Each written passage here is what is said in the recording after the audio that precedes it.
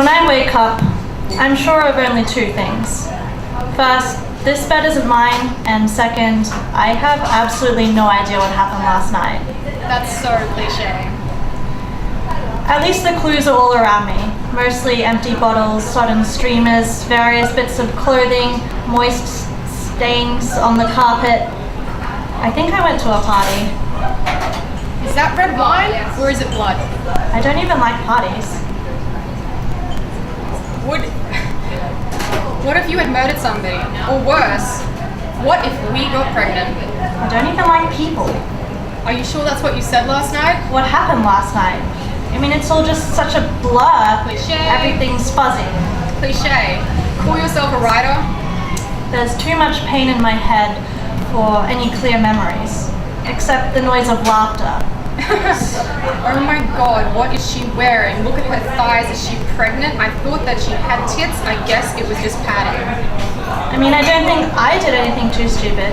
I try to avoid the drama when I can, which admittedly isn't as often as I would like. But maybe I only slept here so that I didn't have to drive drunk. Maybe I did well for once. I mean, there's no vomit on my clothes, no broken glass in the sheets, no condom wrappers on the floor, which means that didn't happen. Unless it did, and I did something even more stupid. Who was here last night? It was Lizzie, Eloise, Josh. Oh, fuck. Josh. Yeah. Was I alone with him at all? I mean, usually I try to avoid being isolated with guys at parties, even if it's innocent, because they'll talk if you do. They'll say things like, skank, whore, slut, tease, frigid bitch. Because I'm screwed if I do, but I'm screwed if I don't. Would you tell him that you got an abortion? What would your parents say? I could never tell anyone the things I think. The last time I was at a party, my party, I was thinking all kinds of things about this girl, Rachel. I had this plan to kiss her when I cut the cake, a full-on French kiss, the kind that makes onlookers whoop and cheer and whistle. I mean, it was a great plan, flawless, childproof, until I was mid-lunge. You're meant to be straight, remember? I was too drunk to pretend anymore. Homosexuality is a sin. Bisexuality doesn't exist. They taught you that in church. They yelled it at the news. I saw my uncle in the corner of my eye just as my lips touched hers, for the briefest moment, a microsecond, before I pulled back and away and turned around and pretended that it hadn't happened, that it was a party trick, because it couldn't be anything else with my uncle there watching. They know. They know. They know. They can never know. Your whole life is a lie. My whole life is a lie. In senior year, I created this persona called Louise the Lesbian. I'd hang around the chapel after school with boys and announce that Louise had arrived. She wasn't too classy. She made these lewd comments about other girls that I'd flinch from if I heard them about me now. Great whack, got to be a D-cup. I bet I could turn her with just 2 fingers and a kiss. She'd look really pretty bent over a desk. I mean, I loved Louise. Louise could say anything she wanted, whatever she pleased, however awful. But me, I couldn't say anything. The things I wanted to say, the things that weren't a lie or a crude joke, were simple. She has such beautiful eyes. When she smiles, I can't speak, and I wonder if she'd ever look at me the same way. She wouldn't. I mean, if my mother had ever heard the things that I said as Louise... You're already a disappointment. Should have been a doctor and you went to study writing. What does it even matter? I suppose it doesn't matter. I always manage to offend people anyway, especially if there's alcohol involved.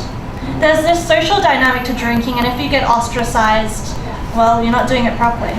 You're meant to have fun, you're meant to relax. I try to be funny, but the next morning it just sounds a bit cruel. She's the reason the gene pool needs a lifeguard. It was just a joke. You meant every word. I don't like myself drunk. I don't like losing control. I hate hearing things that I've said that I don't mean and not being able to look at myself in the mirror the next day because I'm scared that my drunk self is my true self. You're a monster and they hate you for it.